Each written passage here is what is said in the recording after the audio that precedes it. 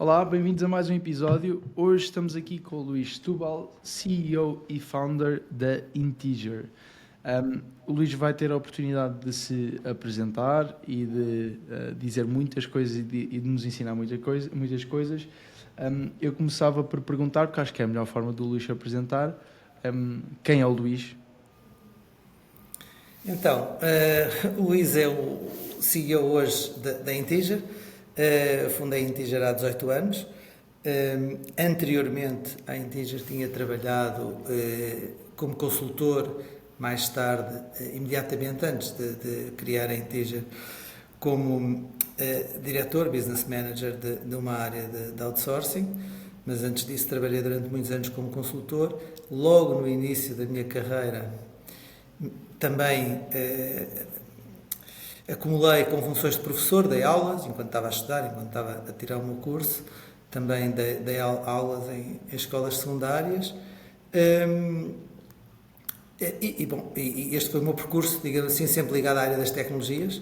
Eu tinha um pai que estava ligado à área das tecnologias e, portanto, muito cedo comecei a querer aprender a desenvolver, a fazer desenvolvimento de software, que é uma coisa que ainda hoje gosto muito de fazer, gosto muito de programar, mesmo muito, embora não o faça, ou faça muito pouco, ainda faço algumas coisas, às vezes, para algum código interno, soluções internas que utilizamos. Mas, bom, basicamente, enquanto profissional é isto, enquanto pessoa, enfim, tenho 2 filhos, já muito grandes, já não são crianças, propriamente ditas, e gosto muito de fazer desporto. O meu tempo livre, o pouco tempo livre que tenho, essencialmente é fazer desporto. Ok, também foi apanhado pela febre do paddle, é isso? Não, por acaso não Ainda fui. não. Durante muitos anos joguei ténis, já experimentei o paddle e nem por isso. Não é Ok, uma coisa que gosto especialmente. Hoje não jogo ténis, gostava muito de voltar a jogar ténis, mas por uma razão ou por outra tenho adiado isso. E essencialmente o que faço hoje é correr, porque é mais fácil, dependemos só de nós, não dependemos de ninguém. Na altura em que deixei de jogar ténis teve exatamente a ver com o facto de dependermos de outra pessoa, portanto depois marcamos, depois não podemos ir claro, claro. jogar, enfim, acaba por ter alguns constrangimentos. Claro, claro. E provavelmente numa gestão de horário mais complexa, Muito mais como o de ser complexo. do CEO de uma empresa como a vossa, também fica mais difícil combinar essa jogatana, não é? Sim. Bom, então vamos começar exatamente por aí. O que é que para o Luís é ser CEO? Qual é a função do CEO? Bem, eu começava por dizer que eu não sou CEO. Eu hoje estou como CEO. Ok, Amanhã provavelmente já não estarei. Aliás, seguramente não vou estar o resto da minha vida. Portanto, eu hoje tenho estas funções. Tenho estas funções também um bocadinho, enfim, por inerência de ter criado a própria Integer.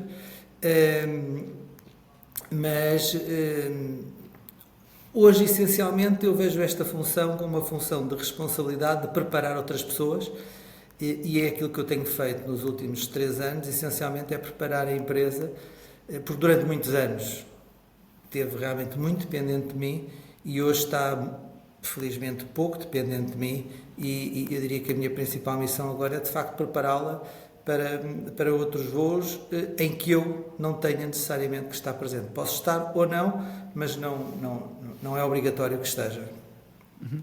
E como é que se encontra um estilo de liderança? Porque o CEO é o líder máximo, não é? Pelo menos no papel. Sim. E nem todos têm o mesmo estilo de liderança, nem todos acreditam nas mesmas coisas, nem todos veem equipas, negócio da mesma forma. Por isso eu perguntava, antes de lhe perguntar qual é o seu estilo de liderança, perguntava como é que se encontra o estilo de liderança. Como é que se encontra? Bom, eu iria dizer que o meu estilo tem muito a ver com fatores pessoais, com formas de estar, em que, por exemplo, eu não acredito numa forma nem numa cultura empresarial onde as pessoas sejam pressionadas, onde as pessoas não se estejam à vontade e não sintam que possam estar num espaço e num contexto seguro.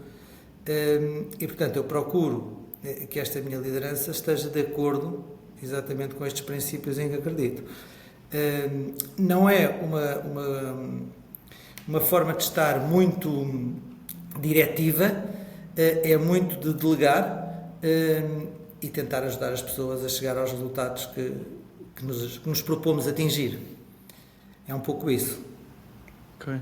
Portanto, neste caso, o seu estilo de liderança então é muito focado nas pessoas e na forma como elas autonomamente decidem agir? Sim, essencialmente é servir. Há quem defina a liderança como sendo uma espécie de estar ao serviço dos outros. Eu entendo exatamente assim. E aqui internamente nós promovemos exatamente a liderança como sendo algo que faz parte da cultura que nós temos, onde temos uma série de competências pré-definidas internamente, e uma das competências que é premiada e que é incentivada é exatamente o desenvolvimento dos outros. Portanto, não existem líderes se não conseguir fazer crescer a equipa dele ou dela. Portanto, se a equipa não cresce, é porque a pessoa não está a ser um bom líder. Então, isso será critério de avaliação de um sucesso de um líder? É critério de avaliação. Okay. É critério de avaliação. Não só... Todos nós temos objetivos quantitativos para alcançar anualmente, neste caso são divididos trimestralmente, mas um fator de critério de avaliação é exatamente a liderança e o estilo de liderança, onde estão várias competências, uma delas é o desenvolvimento dos outros. Ok, boa, perfeito. Então, se calhar, dando um passo atrás e começando no início, que é como se costuma fazer, vamos aqui ao início da vossa organização. De onde é que surgiu a ideia, ou o querer, ou a vontade de começar uma empresa? E qual é a diferença entre, na altura, o que se desenhava, não é? Ou a ambição, ou o objetivo, versus o que ela se tornou agora? Bom, a razão de ser da criação da empresa teve a ver com, portanto, eu trabalhei durante muitos anos como consultor, depois trabalhei numa empresa enquanto responsável de uma área de outsourcing. A empresa onde eu trabalhei durante muitos anos também foi, ou melhor, ao longo daqueles anos também foi crescendo muito, e toda a cultura, toda a forma de estar da empresa mudou bastante.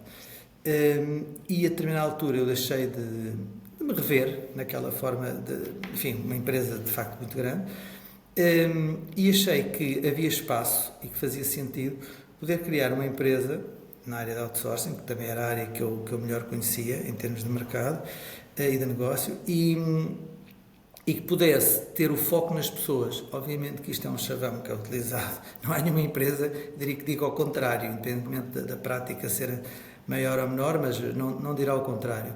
Mas se nós tivéssemos como princípio focarmos nas pessoas e fôssemos consistentes, isto é, trabalhássemos numa perspectiva, como sempre tivemos desde o início, faz parte da cultura, trabalhar numa perspectiva de médio e longo prazo e nunca de curto prazo, isso exige consistência, iríamos com certeza ter bons resultados. Isto é um pouco aquele princípio de que se nós trabalharmos bem, se nós fizermos as coisas bem, os bons resultados vão aparecer, porque também é preciso ter um pouco de sorte, mas não há azar que dure a vida toda. Portanto, nós podemos ter azar aqui, ter azar ali, mas se formos consistentes e trabalharmos bem, vamos acabar por ter alguma sorte. E ao fim e ao cabo é isso que nós temos feito ao longo destes 18 anos. Não havia planos para crescer, nunca tivemos um número, nunca tive o número de chegar.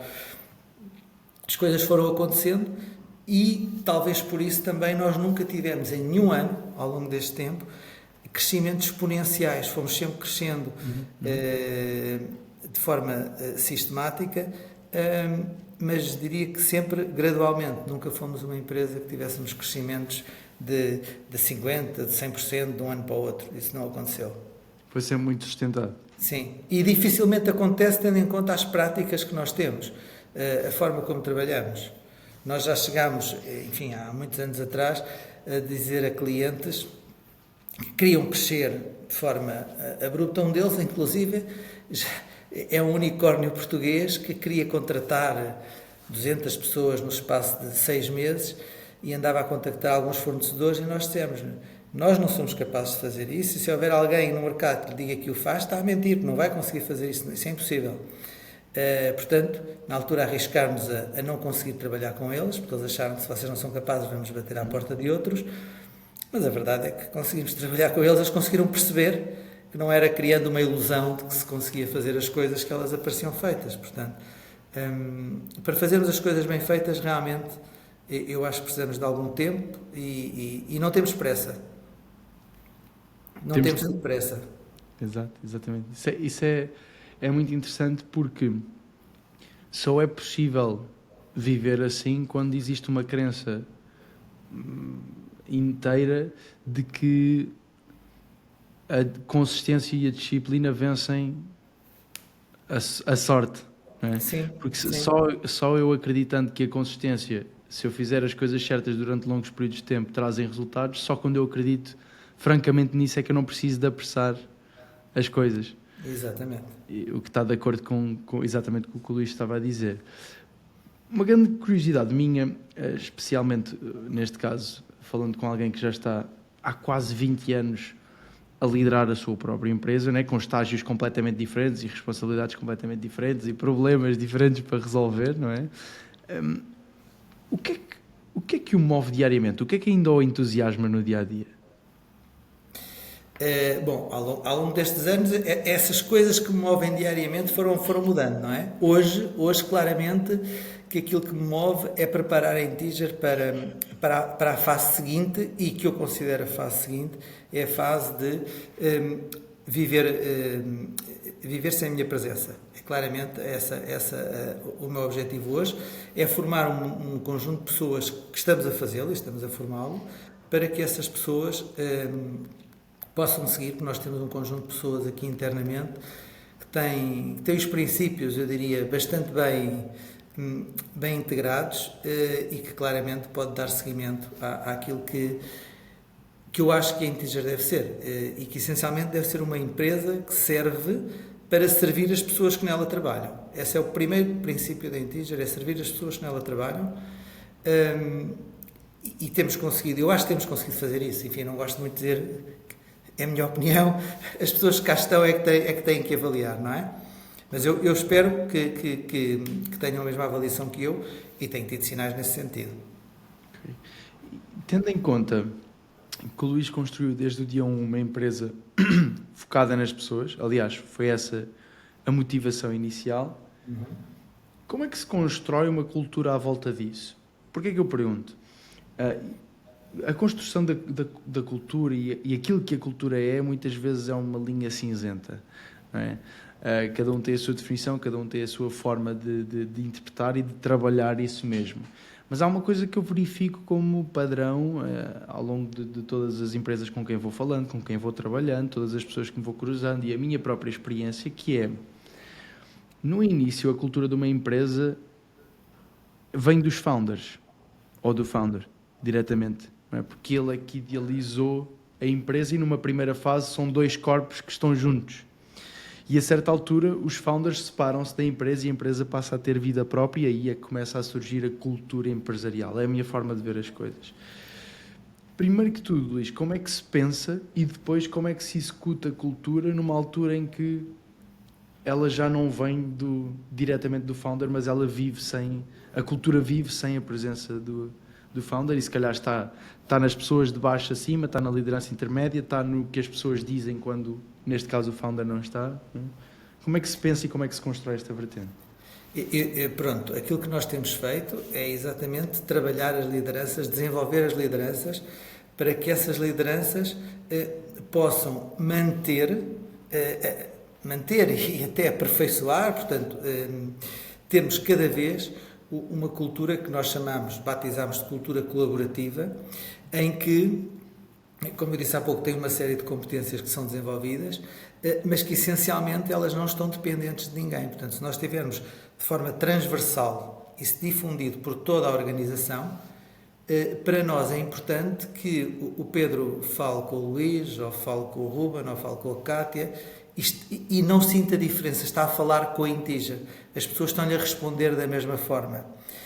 Nós temos muitas vezes, e eu costumo dizer isto, enfim, já fui cliente de alguns bancos e já apanhei gestores de contas extraordinários e outros que nem tanto. E nós às vezes temos aquela imagem de que este banco é muito bom, na realidade era aquela pessoa que era muito boa, porque depois nós temos outra pessoa a trabalhar no mesmo banco e a resposta já não é a mesma. É exatamente isso que nós pretendemos não ter aqui, para quem está de fora, a Integer é um todo e falar com o António ou com o Manuel é exatamente igual. Deveria ser assim, é isso que nós pretendemos que seja. Obviamente que isto é difícil de trabalhar, ainda mais quando a empresa começa a crescer. Conforme se vai juntando mais gente a nós, é cada vez mais difícil manter esta cultura, digamos assim, que nós queremos ter, mas faz parte do desafio. E para nós é absolutamente estratégico. Faz parte da estratégia da empresa, porque é sustentado nesta cultura que nós acreditamos no nosso crescimento e na nossa evolução enquanto entidade. É baseado exatamente nesta cultura. Acreditamos que, enfim, há aquela expressão de que a cultura come a estratégia ao pequeno almoço. Portanto, por fabulosa que seja a estratégia que possa existir, uma má cultura dá cabo dela num instante. Claro. E é mais a cultura que influencia os colaboradores ou é mais os colaboradores que influenciam a cultura? São os colaboradores que fazem a cultura. Isso não há dúvida. São os colaboradores que fazem a cultura. A cultura não é... Hoje em dia, a cultura não é aquilo que eu quero que ela seja. Eu sou uma peça, obviamente importante, com uma capacidade de influência importante, mas na realidade não sou eu, sozinho, que consigo transformar ou definir aquilo que é a cultura. Aquilo que eu consigo é, obviamente, exercendo influência, dando exemplo, sempre com exemplo, tentar passar estes comportamentos, esta cultura, às pessoas que reportam diretamente a mim, estes, por sua vez, às pessoas que reportam diretamente a eles, enfim, como uma contaminação positiva. E são as pessoas que fazem a cultura, isso não tenho dúvida nenhuma. Ok, boa. E que cultura é esta? Ou seja, o que é que há de especial na Integer? O que é que vos diferencia na vossa cultura do resto do mercado? Porquê é que eu pergunto isto? Porque vocês operam num mercado muito dinâmico, não é? Que há uma rotatividade grande, uma dinâmica grande, em que cada vez é mais comum os perfis saltarem um bocadinho mais, não é? Sim, ou não sim. ficarem tanto tempo no mesmo sítio. O que é que vos diferencia enquanto empresa para que vocês consigam manter as pessoas na vossa organização? Bom, a questão de manter as pessoas na organização é um bocado relacionado com questões de retenção, não é? Nós estamos num mercado muito competitivo e onde a procura ainda é maior que a oferta. Portanto, eu diria que qualquer profissional que trabalhe nesta área e que tenha o mínimo de competência consegue escolher onde quer trabalhar, consegue escolher em que projetos é que quer trabalhar, porque tem muitas ofertas. Portanto, as empresas não conseguem, creio eu, diferenciar-se pela questão dos benefícios e dos valores financeiros, porque aparece sempre alguém. Há sempre um concorrente nosso que consegue pagar um pouco mais do que aquilo que nós pagamos. Portanto, se o nosso fator de distinção for exclusivamente a questão financeira ou os benefícios que possa dar do ponto de vista material, eu diria que lá está, é o pensar de curto prazo. Hoje podemos ganhar, mas daqui a 3 meses vai aparecer alguém que dá mais um pouco e a pessoa muda. Portanto, se esse for o único foco de motivação. Portanto, aquilo que nós procuramos oferecer às nossas pessoas é que elas consigam crescer, desenvolver-se nos projetos que nós temos e, acima de tudo, que tenham uma equipa, neste caso uma equipa de back-office, que está a pensar, efetivamente, o que pode, ou como é que pode criar as melhores condições possíveis para aquelas pessoas estarem nos seus projetos a trabalhar, enfim, de forma despreocupada e sem ter que sem ter que pensar, por exemplo, se eu não estou a gostar deste projeto, o que é que eu posso fazer? Posso falar com o meu manager, consigo sair deste projeto e mudar ou não?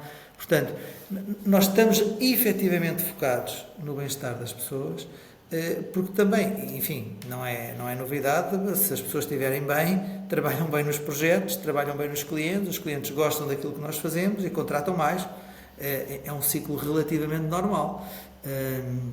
Portanto, eu diria que isto também não é inventar a roda. Agora, é preciso, e isso não é assim tão simples, mais uma vez, é nós por vezes temos de tomar decisões não de curto prazo e que sabemos que isso nos vai custar alguma coisa, pensando que a médio e longo prazo vamos conseguir ganhar com isso e isso vai trazer resultados. Claro, claro que sim. O que é que...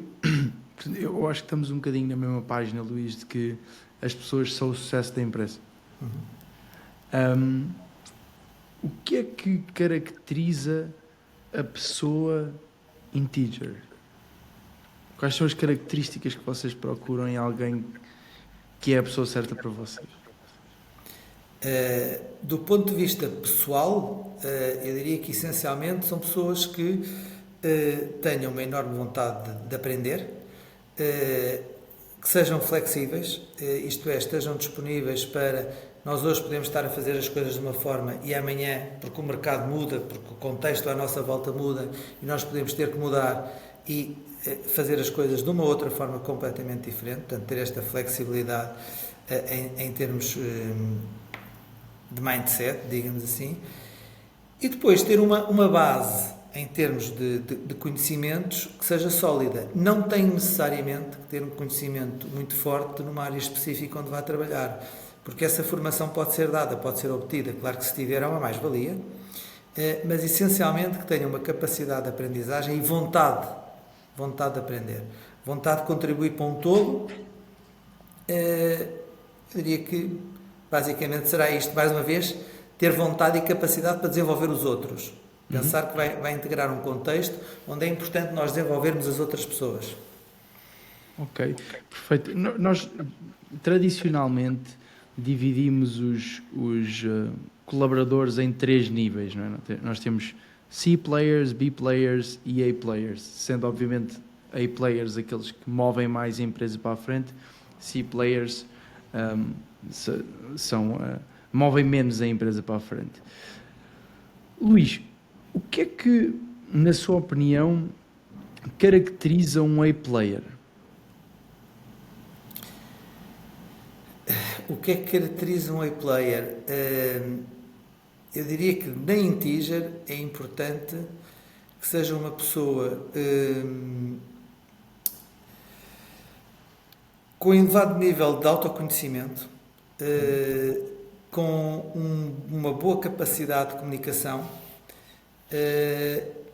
e, acima de tudo, mais uma vez, tenha boa capacidade para desenvolver os outros e que tenha um pensamento sistémico, consiga pensar no todo, pensar nas soluções e na resolução de problemas, pensando num todo e não numa área específica onde, porventura, possa estar a ser responsável por ela naquele momento, naquela fase.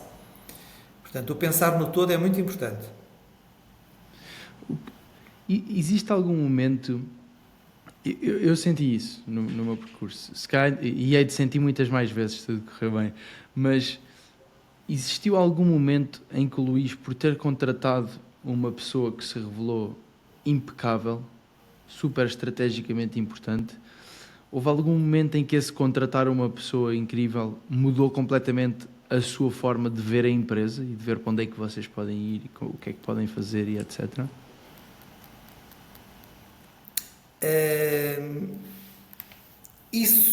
Eu acho que isso aconteceu. Não aconteceu dessa forma assim, intencional dessa forma, de por acaso isso aconteceu.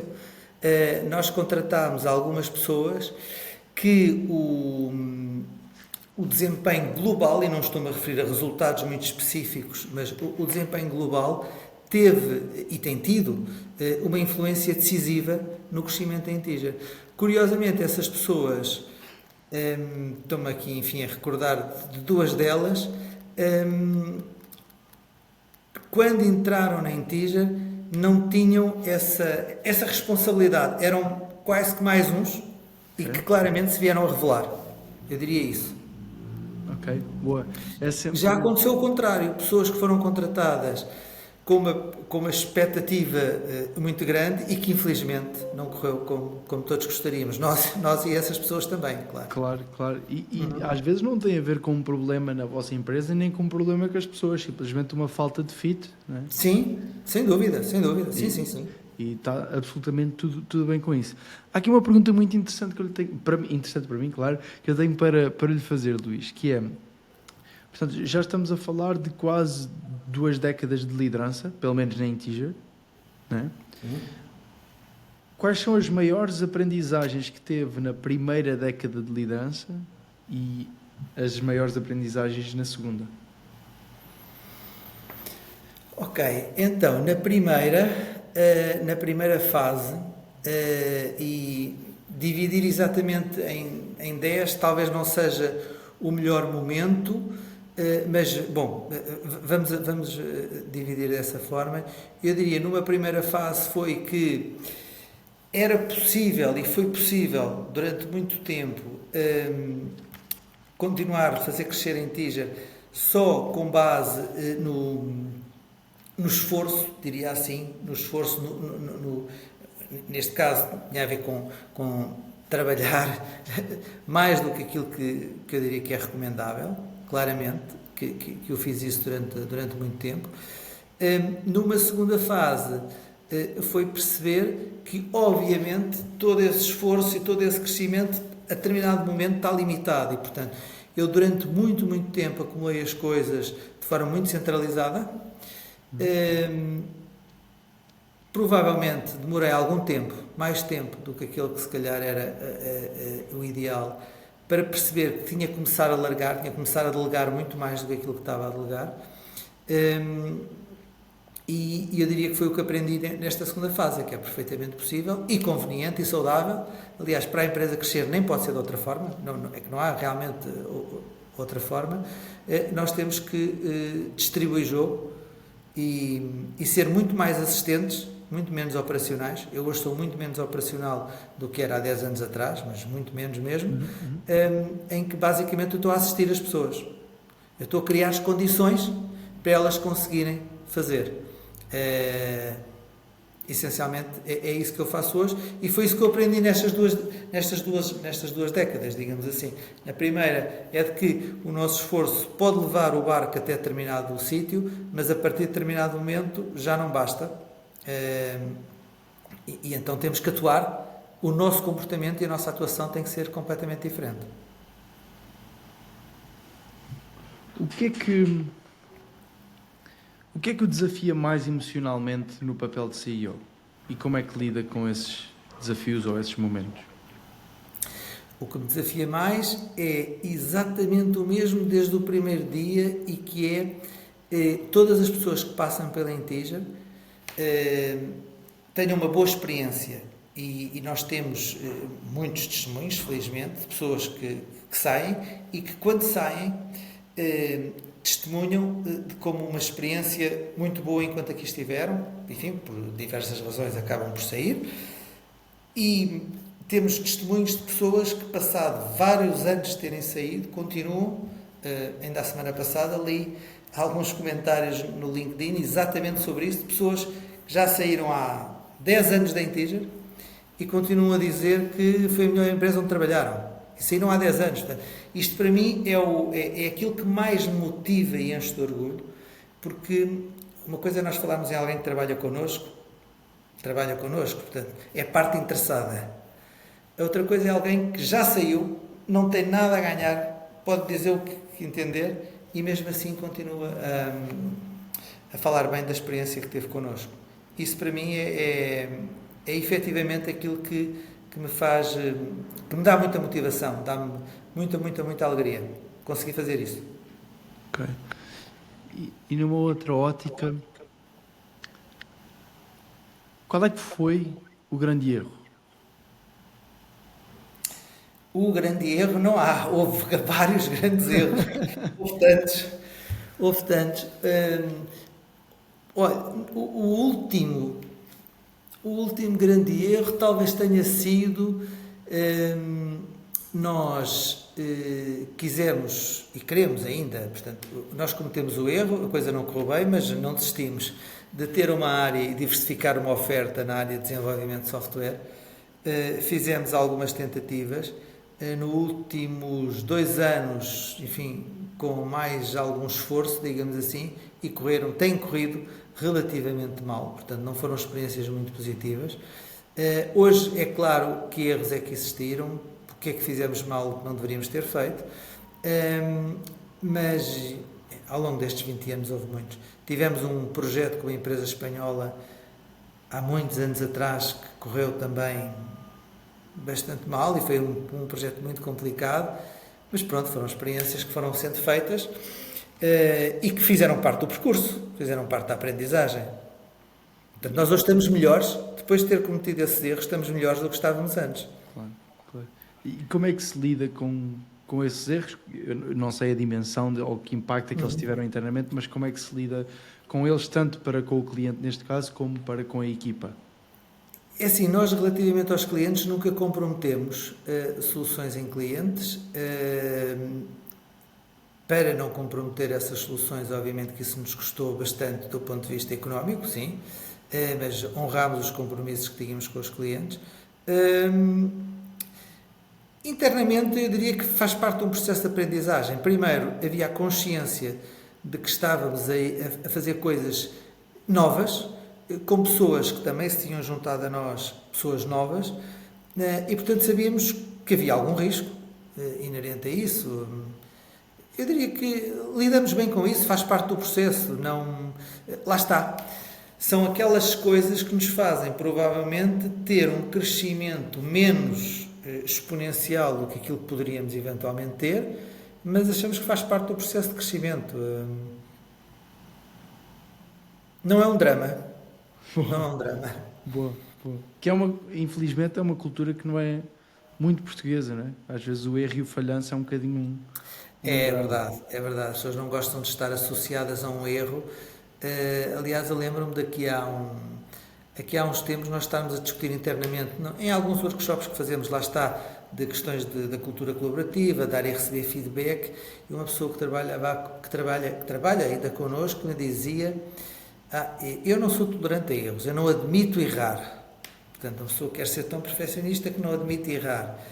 E eu respondi-lhe a dizer: olha, que eu acho que isso é uma grande falta de humildade. Tu não te admites errar, então tu achas que é normal os outros errarem, porque é que não há de ser normal tu também errares? E a pessoa ficou um bocado a pensar nisso. Não, realmente, talvez eu deva permitir-me a mim própria também errar, porque às vezes as pessoas também depois não arriscam, não é? Têm medo de errar, não arriscam. Claro. O potencial baixa logo imediatamente quando não outras vezes fazem pior ainda, escondem o erro.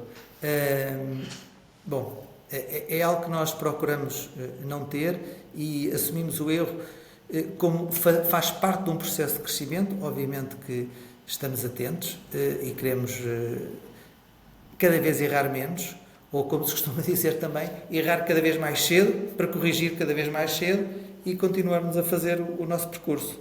Claro.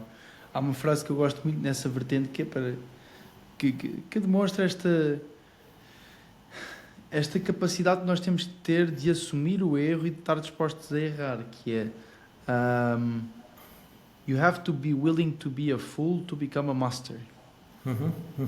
Nós temos que estar aptos e abertos e confortáveis com ser os fools, né? os não entendedores, os falhanços, para podermos chegar e almejar um nível mais alto, sem dúvida. Luís, como é que se identifica, e eu diria que isto é uma das principais dores das várias pessoas com quem vou falando, mas na sua ótica e aí dentro, como é que se identifica um líder ou um potencial líder? Eu diria que pelos comportamentos que tem, não pela função que desempenha, não pelo nível de responsabilidade que tem, e também não pelo nível de senioridade ou de idade que tem. nós temos pessoas, ou enfim, conhecemos pessoas que têm idades, enfim, 40, 50 anos e que têm comportamentos pouco adultos, pouca liderança, e depois temos pessoas que acabam de sair de faculdades, que têm 22, 23, 24 anos e que sem grande experiência profissional têm comportamentos e formas de estar literalmente de liderança. Nós temos aqui algumas pessoas a trabalhar connosco que começaram a trabalhar connosco acabados de sair da faculdade, portanto hoje já estão há 6, 7 anos connosco, portanto pessoas que entraram há 22 anos, hoje têm cerca de 30, nunca trabalharam a outros lados, entraram aqui como crianças quase, têm 30 anos, ainda tem muitas delas, temos mais pessoas do sexo feminino, mas também temos alguns do sexo masculino aqui, principalmente em áreas de recrutamento e de managing business managers, e que são autênticos líderes, e que muito cedo demonstram capacidade para isso, demonstram capacidade de análise, de intervenção, de coragem. E dessas características todas, qual é a mais importante para um líder? Eu não sei se há alguma mais importante, há várias, eu acho que são todas elas importantes. Primeiro, a questão do autoconhecimento é fundamental para a pessoa perceber exatamente qual é o impacto que tem nos outros e o que é que as suas atitudes podem impactar no sistema. Mas depois eu diria que a comunicação eficaz, o pensamento sempre, mais ou menos o pensamento sistémico, são tudo coisas absolutamente fundamentais para um líder.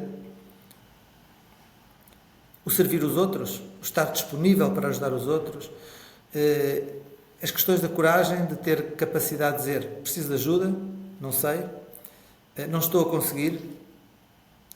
Isso são tudo comportamentos de líderes, não é? Ou comportamentos de liderança, diria. A resposta muito interessante, diga-se de passagem. Houve algum momento, e não quero influenciar a resposta, portanto, houve algum momento em que o Luís teve que mudar completamente a forma como liderava? Não houve um momento, eu tenho vindo a mudar a minha forma de estar, porque eu próprio também trabalho, eu faço parte deste processo de trabalhar a liderança, portanto, nesse aspecto estou a trabalhar tal como qualquer outra pessoa aqui dentro, isso, peço feedback a todas as pessoas que trabalham comigo e dou também esse mesmo feedback a essas pessoas, portanto, eu estou exatamente num processo de aprendizagem como todos os outros. Não houve um momento, mas tem havido vários momentos e também tenho testemunhos disso, que nos últimos 3, 4 anos a minha liderança tem mudado muito, porque a empresa também tem mudado muito. Eu diria que todos nós temos estado a mudar. E sim, tem acontecido. Nós não tínhamos uma política efetiva, real, que hoje eu acho que temos, de feedback, há 3 ou 4 anos atrás. Portanto, nós hoje conseguimos construir uma cultura muito com base nesse mesmo feedback, em que nós, eu diria que... Mas é um risco, não é? É um risco... Não acho que seja um risco. Não é um risco. Tem custos. Nem toda a gente se dá bem neste contexto, eu sei, mas é aquilo que nós queremos ter. E temos pessoas que já trabalham connosco há muito tempo e que têm tido muita, mas mesmo muita dificuldade em adaptar-se a este novo contexto. Não há dúvida. E nós o que temos feito, o que eu tenho procurado fazer é, lá está, desenvolver a minha própria empatia para com essas pessoas, tentá-las, ajudá-las a seguirem connosco no nosso caminho. E esse foco mais recente, 4, 5 anos, mas foco mais estruturado no dar e receber feedback, é inspirado de alguma forma na cultura da Netflix, por exemplo? Não? Não, okay. Não é inspirado na cultura da Netflix. Nós, No ano 2020, portanto, ano da pandemia, começámos um programa interno de team coaching, que na altura era só uma equipa, portanto era um coaching de equipa realmente, depois passou para um coaching individual e que tem vindo a ser, lá está, desde essa altura trabalhado, com um objetivo, ou melhor, na altura nem sabíamos muito bem qual era o objetivo. Na altura em que começámos, o objetivo era só conseguirmos trabalhar melhor, ter melhor performance todos. Até que chegámos a uma conclusão que aquilo que nós precisávamos de implementar era, lá está o que batizámos de cultura colaborativa, e isso fizemos-lo, eu diria que tem a ver com as premissas da própria cultura colaborativa. O dar e receber feedback é fundamental. Aliás, o processo começa com uma avaliação 360, em que muitas das vezes os avaliados são confrontados com aquilo que a organização vê deles, e que é um processo, às vezes é um processo complicado, não é? Claro. Porque nós se calhar achamos que somos uma coisa, estamos mesmo convencidos que somos uma coisa e depois percebemos que afinal à nossa volta todos nos veem de outra forma. Só nós é que nos estávamos a ver aquilo. Mas é importante ter a coragem de receber esse feedback e de dar esse feedback, porque nem todos os colaboradores vão ter essa sim, coragem. Sim. E por isso é que eu digo, há pouco perguntei a questão da Netflix, porque o fundador da Netflix, o Reed, qualquer coisa, tem um livro que se chama No Rules Rule, em que ele fala exatamente isso, da cultura de feedback construtivo dentro da Netflix, que para ele foi o trigger fundamental que fez com que a empresa conseguisse chegar onde chegou. Pronto, a pergunta vinha a partir daí. Mas ele fala também de um risco associado a uma cultura de feedback honesto, construtivo, recorrente, que é, se houver uma pessoa que utiliza mal a ferramenta feedback, facilmente polui o resto das pessoas. Sim, mas eu diria que essa pessoa não sabe dar feedback, tem que aprender a dar feedback. E como é que se dá o feedback? Nós temos coisas curiosas. Eu tinha um problema, que acho que eu já resolvi, e que era quando a conversa literalmente começava a não agradar ou a cansar, eu tinha um tique que revirava os olhos. Ok. E a única pessoa que foi capaz de me dar este feedback e me dizer: já te estás a desligar? Já te estou a cansar. E eu: não, podes continuar. E a pessoa disse: mas tu já me viraste os olhos. Portanto, já me deste um sinal de que já não estás a querer ouvir mais. E estava certa ela. Estava certa. Mas eu fazia isto de forma inconsciente. Eu não tinha sequer consciência de que fazia isto, mas fazia isto. E, portanto, nós às vezes precisamos de ouvir alguém que tenha coragem de nos dizer: olha, esta tua atitude, este gesto, porque nós não podemos dizer às pessoas: estamos disponíveis para as ouvir, sempre que tenham um problema podem vir falar comigo. E depois, quando vêm falar comigo, eu faço um ar de: bom, então diz lá o que é que tu queres. Se eu ponho assim, já estou a dizer: vá, despacha-te, que eu tenho mais que fazer. Tudo isto são comportamentos que nós temos vindo a trabalhar e temos que trabalhar internamente, porque faz parte daquilo que nós queremos ter enquanto cultura de empresa. Perfeito. Se pudesse reconstruir do zero hoje a Integer, o que é que mantinha e o que é que mudava? Bom, o que mantinha era, eu diria, quase todas as pessoas que passaram, que estão cá e outras que passaram. Houve 2 ou 3 casos que nós tivemos, claro, de insucesso, que nem nós fomos felizes, nem as pessoas foram felizes, portanto, esses se calhar tinham mudado, mas não adivinhava, portanto, e que não correram tão bem. Mas aquilo que teria feito, e que não fiz, desde o início, foi talvez pensar em Integer numa perspectiva de mais longevidade, isto é, no início, nos primeiros anos, era muito dia-a-dia. Era sempre numa perspectiva: nós temos que trabalhar bem, temos que pensar realmente médio e longo prazo, mas sempre com uma vista, digamos que muito, muito, muito curta. E hoje, se calhar, teria feito um pouco diferente. Talvez tivesse, em algumas alturas, arriscado mais do que aquilo que arrisquei.